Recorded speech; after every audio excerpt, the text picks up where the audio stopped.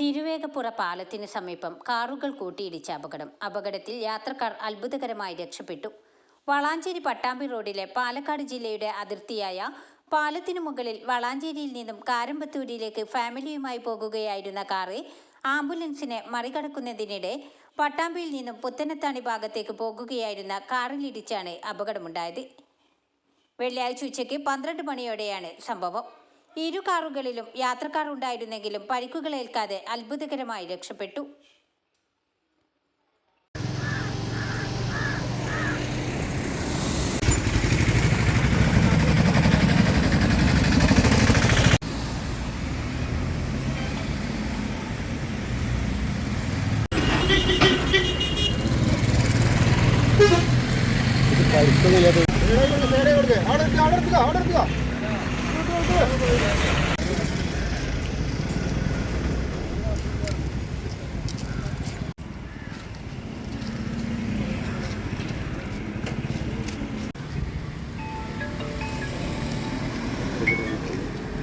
hello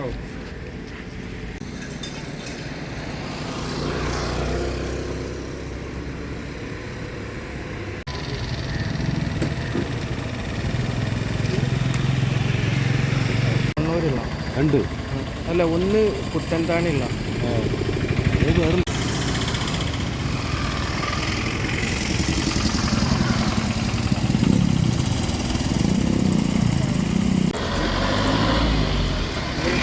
ില്ല